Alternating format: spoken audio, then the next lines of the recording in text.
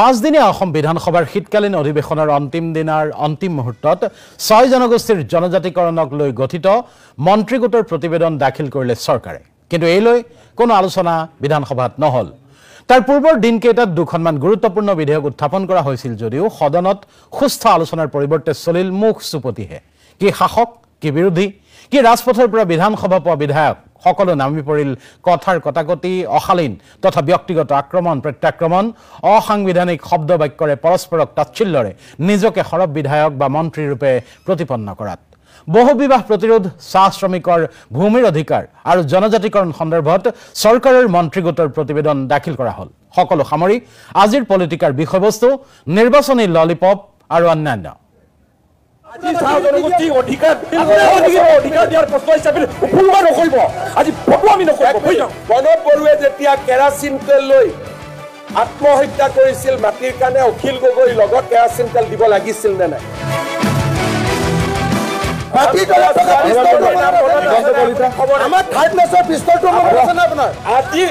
চাহ বাগিচাই মানুহে মাটি পাব এইটো আপোনাৰ ব্যৱহাৰ মনোৰঞ্জন তালুকদাৰে কোৱাটো উঠাই দিয়ক মই কোৱাটো উঠাই দিয়ক মোৰ কোনো আপত্তি নাই মই কোৱাটো মালটো টকা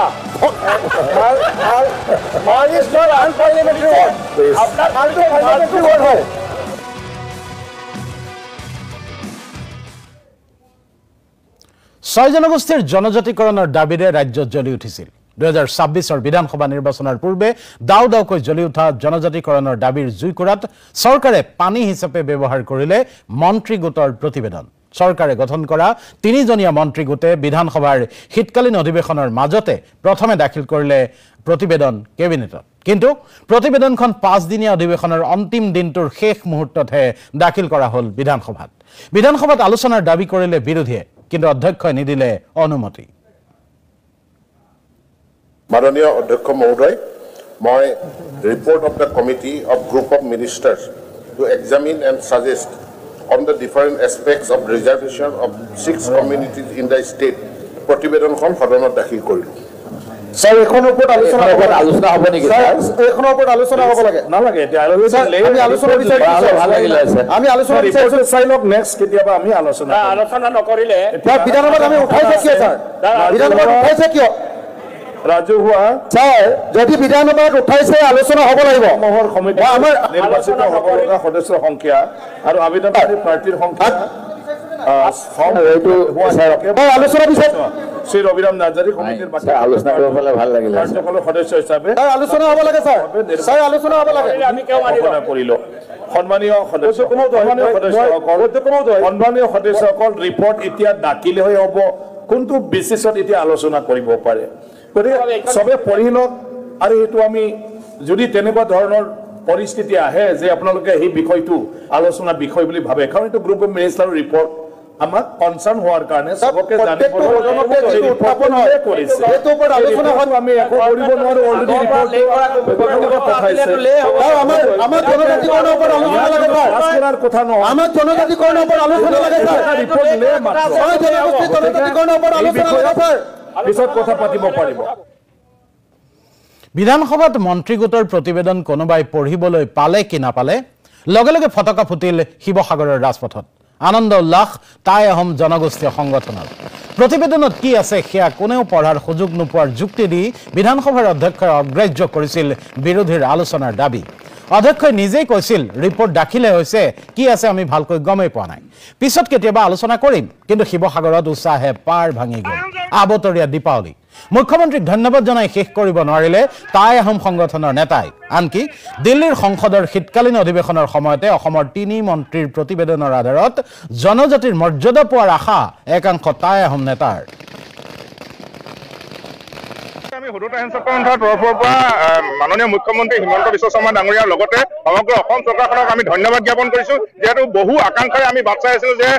অসম চৰকাৰে এখন প্ৰতিবেদন যি কেন্দ্ৰ চৰকাৰে বিচাৰিছে অসম চৰকাৰৰ পৰা এই প্ৰতিবেদনখন দাখিল কৰক আৰু আজিৰ তাৰিখত বহু আকাংক্ষিত এই মুহূৰ্তটো আহি পৰিলে আৰু আজি শীতকালীন যি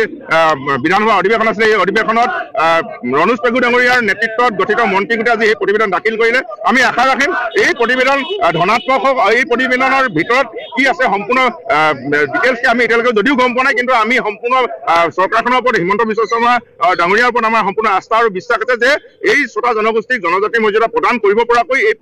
প্ৰতিবেদনখন প্ৰস্তুত হৈছে। আৰু এই প্ৰতিবেদনৰ আধাৰতেই 1 তাৰিখৰ পৰা 1 ডিচেম্বৰৰ পৰা যি শীতকালীন লোকসভা অধিৱেশন আছে, এই অধিৱেশনত কেন্দ্ৰীয় চৰকাৰে যাতে ইয়াক আধাৰ হিচাপে লৈ আমাক জনজাতিৰ মৰ্যাদা প্ৰদানৰ ক্ষেত্ৰত বাস্তৱসন্মত পদক্ষেপ গ্ৰহণ কৰে, আমি আজি তাৰিখত তাকে আহ্বান জনাইছো। টাই আহোম জনগোষ্ঠীৰ লগতে 6 জনগোষ্ঠীৰ জনজাতিকৰণ আজি নিশ্চিত হ'ল, সুনিশ্চিত হ'ল। তাৰ বাবে আটাইতকৈ প্ৰয়োজনীয় যিটো মন্ত্ৰী গোটৰ প্ৰতিবেদন আজি অসম বিধানসভাত দাখিল হ'ল। এইবাবে অসমৰ মুখ্যমন্ত্ৰীগৰাকীক ডক্টৰ হিমন্ত বিশ্ব শৰ্মা ডাঙৰীয়াক আমি আন্তৰিক ধন্যবাদ জ্ঞাপন কৰিছোঁ। তাই পাই অসম চৰকাৰক ধন্যবাদ জ্ঞাপন কৰিছোঁ আৰু মন্ত্ৰী গোটৰ সকলো সদস্যকে আমি ধন্যবাদ জ্ঞাপন কৰিছোঁ। আৰু টাই আহোমকে ধৰি 6 জনগোষ্ঠীৰ জনজাতিকৰণে অসমীয়া খিলঞ্জীয়া ৰাইজৰ ৰাজনৈতিক সংৰক্ষণ আৰু সুবিধা সুনিশ্চিত কৰিব। আহোম মানুহকে ধৰি অসমৰ সকলো খিলঞ্জীয়া মানুহৰ ভূমি অধিকাৰ সুনিশ্চিত কৰিব। আমি এই ক্ষেত্ৰত চৰকাৰক আমি ধন্যবাদ জ্ঞাপন কৰিছোঁ। আৰু এই মুখ্যমন্ত্ৰীগৰাকীৰ ওপৰত আমাৰ আস্থা আছিল, তেখেতে আস্থা ৰাখি শক্তিশালীভাৱে তেখেতে কাম কৰিছে। বুজিছেনে আপুনি ললিপপৰ কিমান সোৱাদ? তাকো নিৰ্বাচনলৈ 3 মাহ থাকোঁতে শাসক পক্ষই দিয়া নিৰ্বাচনী ললিপপ। মন্ত্ৰী গোটৰ প্ৰতিবেদনত পৰামৰ্শ দিয়া হৈছিল অসমৰ জনজাতিসকলক 3টা ভাগত ভগাই পেলাব লাগে। গোটেই দেশত থকা জনজাতিৰ 2টা ভাগ ST হিলছ আৰু ST প্লেইনছত অসমৰ জনজাতি ভগাই শেষ কৰিব নোৱাৰি। দেশৰ সংবিধানত নথকা ST ভেলী নামৰ এটা অদ্ভুত ললিপপ কি আছে মন্ত্ৰী গোটৰ প্ৰতিবেদনত? অখিল গগৈৰ মতে টুপি, আমি নাম দিছো ললিপপ। ইয়াৰ ৰিকমেণ্ডেশ্যনছ পেজ নম্বৰ 45, 46, 47, 48 আৰু 49 এই 5টা পেজত কমিটিখনে যিটো সিদ্ধান্ত দিছে সেই সিদ্ধান্তকেইটা অনুমোদনকেইটা ইয়াত লিখা আছে। ইয়াত প্ৰথম কৈছে যে এইবাৰৰ পৰা অসমৰ ST বিলাকক 3টা ক্লাছিফিকেশ্যন কৰিব, 3টা বিভাজন। এটা হ'ল ST হিলছ, এটা হ'ল ST প্লেইনছ আৰু এটা ST ভেলী বা ST উপত্যকা ST V. Creation of ST valley তাত কাক ভৰাইছে?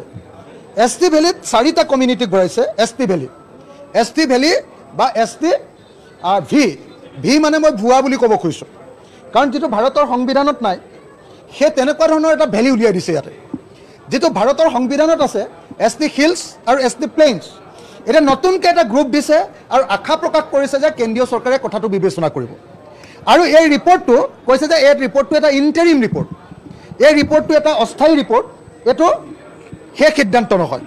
ইয়াত কি কৈছে যে Ahom, Chutia, 3 types and Adivasi communities recommended for inclusion in the list of scheduled tribes through a process of consensus. ভিৰ ভিতৰতো 3 ট্ৰাইব আৰু আদিবাসী মানুহবিলাকক কাক সোমাব এইবিলাক সম্পৰ্কে কোনো সিদ্ধান্ত লোৱা নাই। কৈছে যে আগৰবাৰ 35টা সোমাইছিলে, কিন্তু এইবাৰ কোনো ধৰণৰ সিদ্ধান্ত লোৱা নাই। এইটো আলোচনাৰ পাছতে সিদ্ধান্ত ল'ব। তাৰপাছত কৈছে যে Koch Rajbongshi excluding the undivided Goalpara district, undivided Goalpara ডিষ্ট্ৰিক্টৰ কোচ ৰাজবংশীবিলাকক বাদ দি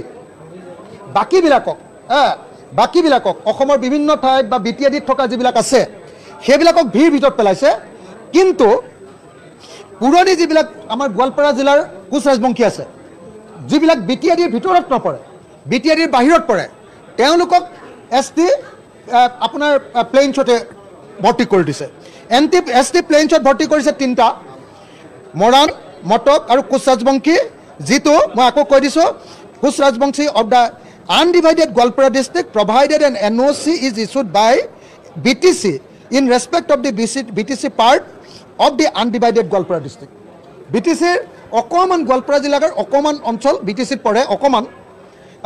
সেই অঞ্চলটোৰ কাৰণে আকৌ NOC ল'ব লাগিব BTCৰ পৰা। যদি দিয়ে তেতিয়াহ'লে সেই অঞ্চলটো সোমাব, নহ'লে নোসোমাই। গতিকে এতিয়া STP ৰূপে প্ৰস্তাৱ কৰিছে মৰাণক, মটকক, কোচ ৰাজবংশীক গোৱালপাৰাৰ, আৰু STV ৰূপে প্ৰস্তাৱ কৰিছে আপোনাৰ আহোম, চুতীয়া, 3 টাইপছ আৰু কোচ ৰাজবংশী এক্সক্লুডিং গোৱালপাৰা ডিষ্ট্ৰিক্ট। তাৰপাছত তেওঁলোকৰ কাৰণে কি দিব বুলি কৈছে? তেওঁলোকৰ কাৰণে কৈছে যে ST বিলাকে পাই থকা যিকেইটা সংৰক্ষণ, যেনেকৈ ধৰক কোকৰাঝাৰৰ চিটটো পাৰ্লিয়ামেণ্টত সংৰক্ষণ, আৰু আপোনাৰ কি কয় ডিফুৰ চিটটো সংৰক্ষিত STৰ কাৰণে, এই চিটবিলাক সদায় মানে STP আৰু BTIDৰ অকল ST এতিয়া থকাবিলাকক, অৰ্থাৎ বড়োসকল আৰু BTIDত থকা যিসকল এতিয়াই ট্ৰাইবেল নতুনকৈ কোৱা নহয় তেওঁলোকৰ কাৰণে সদায় সংৰক্ষণ হৈ থাকিব কেৱল মাত্ৰ ইয়াত আশা প্ৰকাশ কৰিছে যে যদিহে এছটিৰ জনসংখ্যা বাঢ়ি যায় যদি কেন্দ্ৰীয় চৰকাৰে গ্ৰহণ কৰে যে ভিটোকো যদি গ্ৰহণ কৰে তেতিয়া এছটিৰ পৰিমাণ বাঢ়িব আৰু এছটিৰ পৰিমাণ বাঢ়িলে হয়তো এটা দুটা সিট এটামান সিট হয়তো তেতিয়াহ'লে পাৰ্লিয়ামেণ্টত ওলাব পাৰে সেই সিটটো তেতিয়া নতুনকৈ সংৰক্ষিত হ'ব গতিকে এইটো এটা একদম ভেগ কথা যাক আমি টুপি বুলি কওঁ কমপ্লিট টুপি কেৱল অখিল গগৈয়ে নহয় জনজাতিকৰণৰ মন্ত্ৰীগোটৰ প্ৰতিবেদন যে এটা আভু আহে সেয়া জনজাতিকৰণৰ দাবী তোলা বহু সংগঠনে ভালদৰে বুজি পাইছে আক্ৰাছু কোচ ৰাজবংশীসকলৰ যিটো মূল সংগঠন সেই নেতৃত্বই তেওঁলোকৰ আক্ৰাছুৰ নেতৃত্বই বুজি পাইছে যে মন্ত্ৰীগোটৰ প্ৰতিবেদন আচলতে এটা আভুৱা বিধানসভা নিৰ্বাচনৰ পূৰ্বে জনজাতিকৰণৰ দাবীত তেওঁলোকৰ ধাৰাবাহিক আন্দোলন চলাই যোৱাৰ হুংকাৰ আক্ৰাছুৰ মটক জনগোষ্ঠীৰ নেতাসকলেও ক'লে মিঠাই খাবলৈ বহুত দিন আছে আমাক বিধানসভাৰ নিৰ্বাচনৰ আগতে জনজাতি মৰ্যাদা লাগিব আৰু এইটো কৰি দিব লাগিব কাৰণ তেখেতসকলে নিৰ্বাচন কেন্দ্ৰিক যি এখন প্ৰস্তাৱ আনিছে যোৱাকালি বিধানসভাত দাখিল কৰিছে এইটো আমি একেবাৰে মানি ল'ব পৰা নাই আৰু আমাৰ সদস্যই ছাত্ৰ সন্থাৰ ফালৰ পৰা যি আমাৰ আগন্তুক আন্দোলনৰ কাৰ্যসূচী আছে এই আন্দোলনৰ কাৰ্যসূচী ধাৰাবাহিক চলি থাকিব আমি যিদৰে আমি উৎফুল্লিত হ'ব লাগিছিল আমি সেইদৰে উৎফুল্লিত নহয় এইটো কাৰণে নহয় কাৰণ প্ৰতিবেদনখন বিধানসভাত কালি লেহে হৈছে দাখিল কৰিছে এতিয়া এই প্ৰতিবেদনখন অনাগত দিনত কেন্দ্ৰীয় চৰকাৰৰ আইন হ'ব লাগিব কেন্দ্ৰীয় চৰকাৰলৈ প্ৰেৰণ কৰিব লাগিব কেন্দ্ৰীয় চৰকাৰলৈ প্ৰেৰণ কৰিবলৈ যাওঁতে বহু কথাই আনুষংগিক বহু কথা আছে RGI অনুমোদন পাব লাগিব গৃহ বিভাগৰ অনুমোদন পাব লাগিব তাৰপিছত আপোনাৰ আমাৰ উচ্চ সদন আৰু নিম্ন সদন লোকসভা আৰু ৰাজ্যসভাত এই বিলখন আপোনাৰ আইনলৈ পৰিৱৰ্তন হ'ব লাগিব তেতিয়াহে আমি যি দাবী কৰি আছো আজি ঐতিহাসিক এটা যিটো দাবী মটক জনগোষ্ঠীৰ ঐতিহাসিক যিটো দাবী সেই দাবীটো আমি তেতিয়াহে আমি ফুটি কৰিব পাৰিম বা মিঠাই খাব পাৰিম চৰকাৰে নিৰ্বাচনৰ পূৰ্বে 6 জনগোষ্ঠীক মন্ত্ৰীগোটৰ প্ৰতিবেদন নামৰ যিটো ললিপপৰ পেকেট দিছে সেইটো কিমান অন্তঃসাৰ শূন্য সেয়া বহলাই ক'লে বিৰোধী দলৰ প্ৰতি দেৱব্ৰত শইকীয়াই 1996 চনত লোকসভাত অসমৰ জনজাতিকৰণৰ সন্দৰ্ভত প্ৰস্তাৱ দাখিল হৈছিল 2019 চনত সংসদৰ 2 সদনত অসমৰ 6 জনগোষ্ঠীৰ জনজাতিকৰণ কৰিব লাগিব বুলি বিধেয়ক অনা হৈছিল ক'ত হেৰাল সেইবোৰ বিধেয়ক প্ৰশ্ন দেৱব্ৰত শইকীয়াৰ আজি অন্তিম দিনৰ কাৰ্যসূচীৰ অন্তিম কাৰ্য এই হঠাৎ এই কমিটিখনৰ প্ৰতিবেদনখন লে কৰি দিলে জনগোষ্ঠীসকলক কোৱা হৈছিল 25 তাৰিখৰ দিনা দিয়া হ'ব নিশ্চিতভাৱে আমি পঢ়া শুনা কৰি আলোচনা কৰিব পাৰিলো হয় এইখনত বহুত আভুৱা কথা লিখা আছে কিন্তু জনজাতিকৰণৰ মূল কথাটো আছিলে কেন্দ্ৰীয় চৰকাৰৰ মই সেইটো বাৰম্বাৰ দোহৰাই আহিছোঁ 1996 চনত লোকসভাত এই প্ৰতিবেদন দাখিল হ'ল আৰু 2019 চনত যেতিয়া কা আন্দোলন হৈ আছিল কা আন্দোলনৰ সময়ত জানুৱাৰী মাহত 2019 চনত লোকসভা আৰু ৰাজ্যসভাত বৰ্তমানৰ ডিফেন্স মিনিষ্টাৰ ৰাজনাথ সিং ডাঙৰীয়া তেতিয়া গৃহমন্ত্ৰী থাকোঁতে 6 জনগোষ্ঠীক জনজাতিকৰণ কৰিব লাগে বুলি এখন বিল দাখিল কৰিছিল মই আপোনালোকৰ তাৰ PIBৰ প্ৰেছ ৰিলিজ দি দিম অনুৰূপ ধৰণেৰে ৰাজ্যসভাত বৰ্তমানৰ জনজাতি পৰিক্ৰমা মন্ত্ৰী জুৱেল ওৰাম ডাঙৰীয়াই 2019 চনত অসমৰ 6 জনগোষ্ঠীক জনজাতিকৰণ কৰিব লাগে বুলি বিল উত্থাপন কৰিছিল এই বিলসমূহ কি হ'ল লোকসভা বিলখন লেপছ হৈ যায় কিন্তু ৰাজ্যসভা বিলখন আছে আৰু লোকসভাৰ ৰিপৰ্টটো আছে সেইখিনি ভিত্তিত আজি অসম চৰকাৰে ধুনীয়াকৈ ৰিকমেণ্ড কৰিব পাৰিলে হয় পূৰ্বৰ তথ্য পাতিৰ ভিত্তিত জনজাতিকৰণ কৰিব লাগে সেই কামটো নকৰিলে আৰু এতিয়া কংগ্ৰেছক দোষাৰোপ কৰি তাত বক্তব্য ৰাখিছে মোৰ কথাটো হ'ল যোৱা 10 বছৰ অসমত কংগ্ৰেছ চৰকাৰ নাই যদি বিধানসভাৰ সৰ্বদলীয় প্ৰস্তাৱত কিবা ভুল আছিল সেইখিনি তেওঁলোকৰ চৰকাৰ চলি আছে এই চৰকাৰ চলি থাকোঁতে তেখেতসকলে আমি কিবা যদি ভুল কৰিছিলোঁ সেইখিনি সংশোধন কৰি নল'লে কিয় বৰ্তমানৰ বিধানসভাৰ আয়ুস আছে মাত্ৰ 3-4 মাহ আজব প্ৰস্তাৱেৰে 6 জনগোষ্ঠীৰ দাবী আৰু বৰ্তমানৰ যিবিলাক জনগোষ্ঠী আছে এই জনগোষ্ঠী মানে জনজাতি আছে এই জনজাতিসমূহৰ বিৰোধিতাৰ মাজত মন্ত্ৰীগোটে মূলত 2026 পৰ্যন্ত পৰিস্থিতি নিয়ন্ত্ৰণৰ স্বাৰ্থতে দিছে এই প্ৰতিবেদন সেয়া সহজবোধ্য কাৰণ অসমত বৰ্তমান আছে 47 লাখ জনজাতীয় লোক 126খন বিধানসভা আসনৰ 18খন আসন জনজাতিৰ বাবে সংৰক্ষিত বৰ্তমানৰ স্বীকৃত জনজাতিবোৰে নিবিচাৰে 6 জনগোষ্ঠীৰ জনজাতিকৰণ অথচ জনজাতিকৰণৰ দাবী তোলা 6 জনগোষ্ঠীৰ জনসংখ্যা বহু বেছি 6 জনগোষ্ঠীৰ জনসংখ্যা প্ৰায় 1,77 লাখ কোচ ৰাজবংশীৰ জনসংখ্যা প্ৰায় 50 লাখ টাই আহোমৰ জনসংখ্যা প্ৰায় 50 লাখ গতিকে স্বীকৃত জনজাতিয়ে জনজাতিকৰণ নিবিচাৰে কিয়নো জনজাতিকৰণৰ দাবী তোলা 6 জনগোষ্ঠীৰ জনসংখ্যা বহুত বেছি 6 জনগোষ্ঠীৰ জনসংখ্যা মই আকৌ কৈছো 1,77,00,000 য'ত কোচ ৰাজবংশীৰ জনসংখ্যা প্ৰায় 50 লাখ টাই আহোমৰ জনসংখ্যা প্ৰায় 50 লাখ মৰাণ মটকৰ জনসংখ্যা প্ৰায় 7 লাখ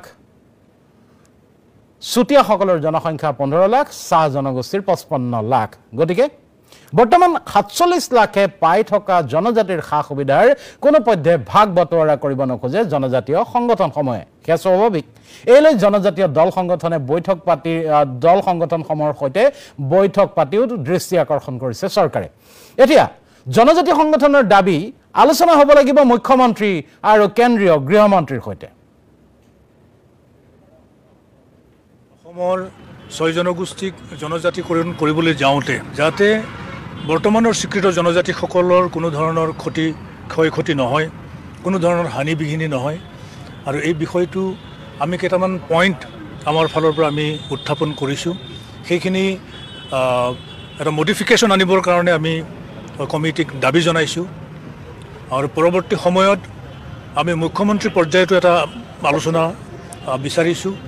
আৰু মুখ্যমন্ত্ৰীৰ আলোচনাৰ পিছতেই ভাৰতবৰ্ষৰ গৃহমন্ত্ৰী অমিত শ্বাহ ডাঙৰীয়াৰ উপস্থিতিত অসম চৰকাৰ আৰু CC2ৰ মাজত এটা ত্ৰিপাক্ষিক বৈঠক আমি আশা কৰিছোঁ আমি আহ্বান জনাইছোঁ 6 জনগোষ্ঠীক STV হিচাপে কেইটামান জনগোষ্ঠীক ৰেকমেণ্ড কৰিছে আৰু এইটো সৰ্বভাৰতীয় পৰ্যায়ত প্ৰতিযোগিতামূলক যিবিলাক এক্সামিনেশ্যন সেই এক্সামিনেশ্যনত ক্ষতিগ্ৰস্ত হ'ব কাৰণ চেণ্ট্ৰেল লেভেলত এটাই মাত্ৰ পুল ST পুল এটাই আৰু অসমৰ ক্ষেত্ৰতো সেইটো একেই অৱস্থা আমি ইয়াতহে STP আৰু ST হিলছ কিন্তু সৰ্বভাৰতীয় পৰ্যায়ত আমি STয়ে হয় আৰু কৈছোঁ কেইটামান জনগোষ্ঠী যাৰ মানে আইডেণ্টিফিকেশ্যনবিলাক খুবেই কঠিন কেনেকৈ আইডেণ্টিফাই কৰিব ধৰক কোনোবা এটা জনগোষ্ঠী যে গোহাঁই লিখে বা হেৰি লিখে গগৈ লিখে আৰু আন এটা জনগোষ্ঠীও সেই একেটা উপাধিকে ব্যৱহাৰ কৰে বৰা বৰুৱা শইকীয়া হাজৰিকা জনজাতিকৰণৰ প্ৰতিবেদনৰ কাহিনী ইমানতে থলো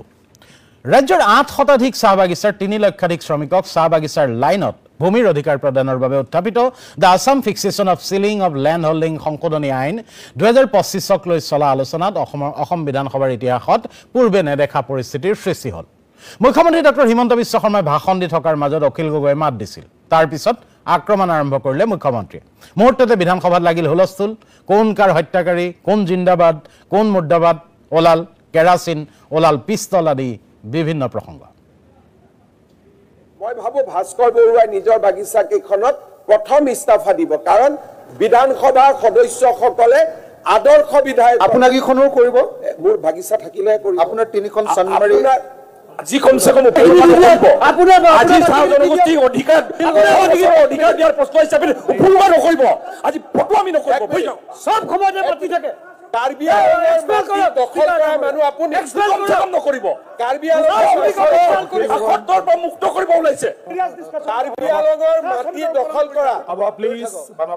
আপোনাৰ মূৰৰ বিকৃতি হৈছে বহি থাকক কাৰ্বি আংলঙৰ মাটি দখল কৰা ইয়াত এজনো বিধায়ক নাই আপুনিয়ে ব্যতিক্ৰম আৰু গভৰ্ণমেণ্টক ৰেভিনিউ নিদিয়াকৈ অৰ্কিড প্লাট খোলা মানুহ আপুনিয়ে আপোনাৰ বিষয়ে যোনে জানিব তেওঁ আপোনাক কেতিয়াও আপুনি যেতিয়া আপোনাৰ বিষয়ে অসমৰ মানুহে এদিনটো জানিব কালি মনোৰঞ্জন তালুকদাৰে যেনেকৈ আঙুলিটো এনেকৈ দি দিছে মইতো শিকাই দিয়া নাই নিজে নিজে আগুৱাই দিছিলে গতিকে আপোনাৰ যোনদিনাখন আপোনাৰ বিষয়ে মানুহে জানিব সিদিনাখন আপুনি ক'ত থাকিব কেতিয়াবা ৰাতি নিজে খোৱাৰ সময়ত চিন্তা কৰিব কালি আপুনি মোক আঠুৱাৰ কথা কৈছিলেতো মই আঠুৱা নলগাওঁ ঘৰত মই আঠুৱা নলগোৱাকৈ শুওঁ মই ধৰি লৈছোঁ আপুনি আঠুৱা লগাই শুৱে গতিকে আপুনি নিজে কেতিয়াবা চিন্তা কৰিব আপুনি ক'ত আছে সেই দিনাখনৰ পৰা প্ৰণৱ বড়োৰ হত্যাৰ পৰা আজিলৈকে আপুনি যে ৰাতি শুব পাৰে প্ৰণৱ বড়োক নিৰ্মমভাৱে হত্যা কৰি মানি লৈছোঁ সিদিনাখন যেতিয়া প্ৰণৱ বড়োৱে যেতিয়া কেৰাচিন তেল লৈ আত্মহত্যা কৰিছিল মাটিৰ কাৰণে অখিল গগৈৰ লগত কেৰাচিন তেল দিব লাগিছিল নে নাই নেতা হিচাপে প্ৰণৱ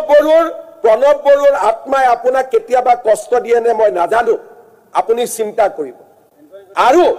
মই আৰু অলপ ক'ব খোজো যে কিয় ৰাইজৰ মেল হৈছিল মেৰাপানীত এই কথাবোৰ আপুনি মনত ৰাখিব আপোনাৰ এটা কথা কওকচোন মানৱেন্দ্ৰ শৰ্মাৰ মই নাজানো কি ফালতু কথা জনজাতি মানুহ ওচৰতে মেলি হত্যা কৰা মানুহ কি ফালতু কথা ক'ব আহিছে পুৰা কেৰাচিন ঢালি হত্যা কৰা মানুহ হয় এইবিলাক ফালতু কথা আপুনি মিছা প্ৰতিশ্ৰুতি দি উচতনি দি কেৰাচিন ঢালি কোন বড় হত্যা কৰা মানুহ জনজাতি মানুহ হত্যা কৰা মানুহ কেঁচাকে হত্যা কৰা মানুহ কালি যদি মই কৈ দিওঁ মানৱেন্দ্ৰ শৰ্মাৰ নাম মনত আছে নে ৰ'ব এক মিনিট মানৱেন্দ্ৰ শৰ্মাৰ নামটো মনত আছে নে আমাৰ থাৰ্ড নেচৰ আপুনি প্ৰদীপক জ্বলাই মাৰিছিলে মাননীয় শৰ্মা আপুনি প্ৰদীপক জ্বলাই মাৰিছিলে আপোনাৰ আপুনি আমাৰ থাৰ্ড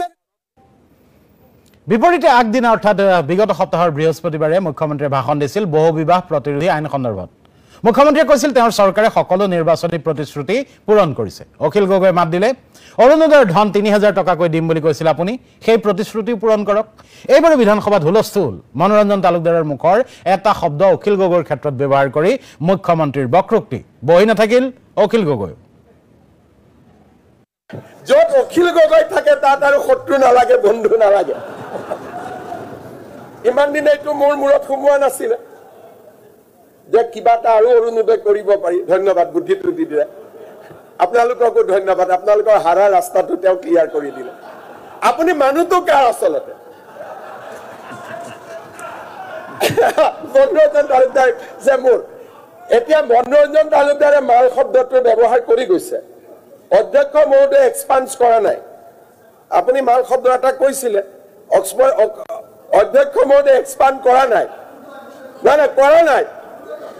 মই কিবা এটা যেতিয়া মাল শব্দটো মনোৰঞ্জন তালুকদাৰ ডাঙৰীয়াই উল্লেখ কৰিলে অধ্যক্ষ মহোদয়ে এক্সপান্স কৰা নাই তাৰমানে হাউচত এইটো শব্দ ক'ব পাৰি গতিকে অখিল গগৈ মালটো কাৰ